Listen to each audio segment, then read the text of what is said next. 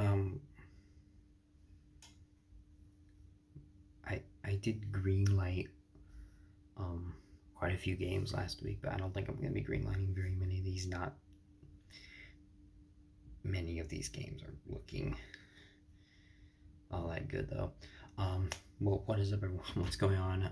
I'm Matthew Langer. I am uh, no longer House of the Seahawks. I don't know why I keep saying that. Well, I am no longer the football boss. I'm House of the Seahawks. We gotta focus on that name. It's a cool name. It's a badass name, and it's also a Game of Thrones reference. But yeah, welcome back to another Watch or Do Not Watch Week 10.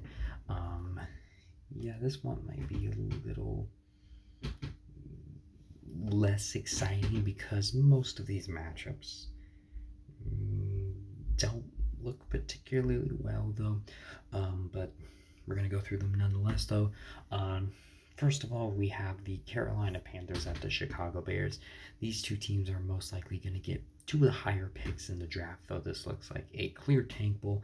It's probably going to be Bryce Young, who did not have a good game last week, versus Taysom Baggett, who also didn't have a good game. This one is very simple for me. Don't watch.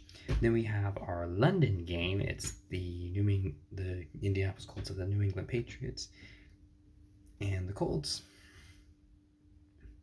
Oh yeah, that's right. The Colts beat the Panthers. Congratulations. But it was also probably because of it was the Patriots. I'm sorry, the Panthers, and then the Patriots lost to the Commanders. This is another game that just doesn't really look very appealing to me, though. Obviously, during the Manning Brady era, this would have been off the charts amazing.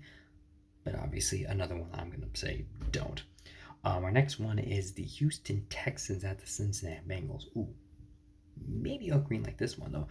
The Houston Texans are 4-4, and boy oh boy does C.J. Stroud look good. And I don't think the Texans are all that good.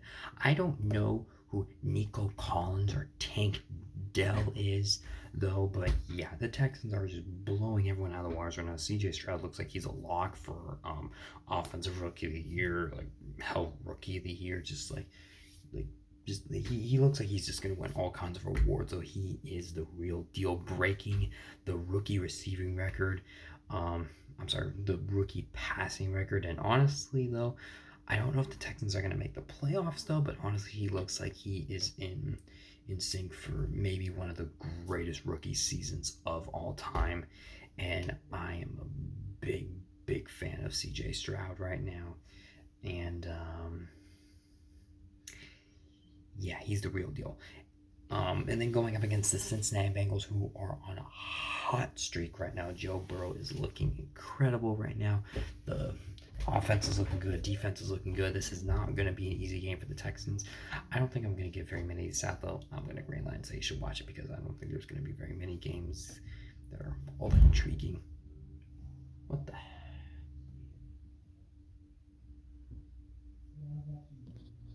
Hang on. Sorry, I heard a thud in the living room and I was like, what the hell was that? No, it is. You know what? It's nothing. Yeah, our next game, it's the New Orleans Saints at the Minnesota Vikings. The New Orleans Saints, their offense has actually been looking a lot better lately, though. Ever since that Jaguars game, they seem to waken up, though, and since the Bucks are kind of collapsing a little bit, though, honestly, it looks like the Saints could win the NFC South. And if that offense continues to play like that, I don't think the Saints are going to be an easy out, though. This is the Saints team that I've actually been wanting to see all year. And then you have the Minnesota Vikings, though, with Joshua Dobbs, third string quarterback. Good thing you signed him. Coming up with the game winning drive against the Atlanta Falcons. I still think the Vikings are not in good hands right now. I do think with a better quarterback, I definitely think they could be even better though. I just don't think it's Joshua Dobbs though. But yeah, the Vikings are currently in the playoffs and have a winning streak even without Kirk Cousins. Yeah, things are weird. The Saints and Vikings usually have close games, so because they're both 5-4, I'm gonna say watch it, but I'm still not so sure about the Vikings. You beat the Saints, maybe you'll have my attention. Then we go to our next game, and it's the Green Bay Packers at the Pittsburgh Steelers. Um, the Packers, you beat the Rams, so congratulations. If Matthew Stafford was playing, maybe things would have been different though. And then meanwhile, you have the Pittsburgh Steelers, and Matt Canada is still around, and it still doesn't inspire a lot of confidence for me. But oh well. It's a game that I'm not particularly interested in, though. I mean, both of these teams are. I mean, I don't think the Packers are very good, and the Steelers are just kind of meh. Though the Steelers will probably win, and it's just as Tree says, they will bullshit their way to a winning record because Mike Tomlin can never have a losing record. But then again, no, that's never gonna happen though. A game. Don't watch. Then we go to a game, and it's a battle between the 3 and 5 teams. It's the Tennessee Titans at the Tampa Bay Buccaneers. The Tennessee Titans with Will Levis. Hey, Will Levis has some fight. He he didn't look terrible against the Pittsburgh Steelers. He did better than Ryan Tannehill, though, or Malik Willis for that matter, though. But yeah, the Tennessee Titans, they still have some fight left in them, and they may not be quite out of it yet, though, especially with Jacksonville's offense looking a little meh right now. But meanwhile, you have the Tampa Bay Buccaneers losing a heartbreaking back and forth game where the Buccaneers offense was absolutely incredible, and the Buccaneers defense decided to take a day off, though. In your defense, it is CJ Stroud. Will Levis versus Baker Mayfield. I'm gonna greenlight this game. What is wrong with me? Then we're gonna go for our next game, and okay, I know I said I wasn't gonna give very many one of these, but we have the San Francisco 49ers at the Tampa Bay Buccaneers. I'm sorry, the San Francisco 49ers at the Jacksonville Jaguars. The Jacksonville Jaguars having the longest winning streak in the NFL. Their defense is looking very, very good. Offense is looking a little sus, though, although luckily Trevor Lawrence has had a week to get better, though. But hey, the Jaguars are winning, and that's really all that matters, though. Going up against the San Francisco 49ers, though, who have lost 3 straight and coming off of a bye. And also, you've got Chase Young and our top of the NFC West again. Joy. Yeah, this is a huge game. It's a big game for both teams, though. The 49ers trying to break this losing streak. The Jacksonville Jaguars maybe proving that they have some offense since the 49ers defense has been struggling for the past couple of weeks, though. And yeah, this should be a very interesting game. This is a game I'm actually pretty excited for. This is probably one of those few good games I'm like, hey, I'll greenlight this one because the primetime games this week are not good. I have heard that week 11. Let's see. Yeah, Week 11 is much better. Stay tuned. And then we go to our next game, and it's the Cleveland Browns at the Baltimore Ravens. The Cleveland Browns kicking the crap out of the Arizona Cardinals, shutting them out. Yeah, Clayton Tune, that was short-lived. You might be on your way out, buddy. But I think the most impressive thing was that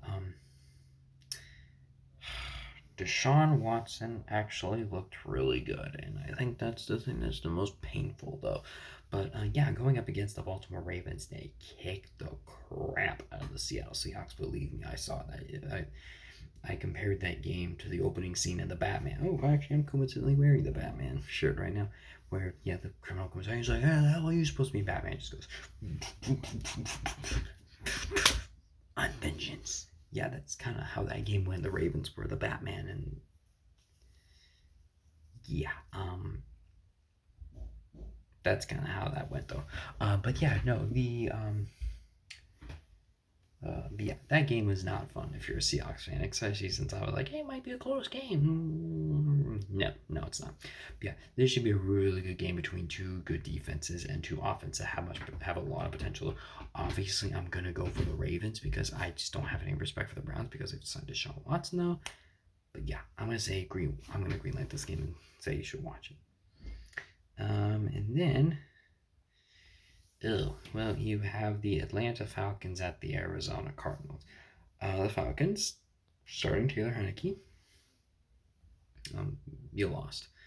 So that's not particularly good. And then you have the Arizona Cardinals, who, Clayton Tune, first of all, I don't know who that is. Second of all, you made the guy. Cardinals are kind of what we thought they were going to be. Although I don't mind Robert Gannon though. He the shoom shoom shoom shoom actually might be actually good though.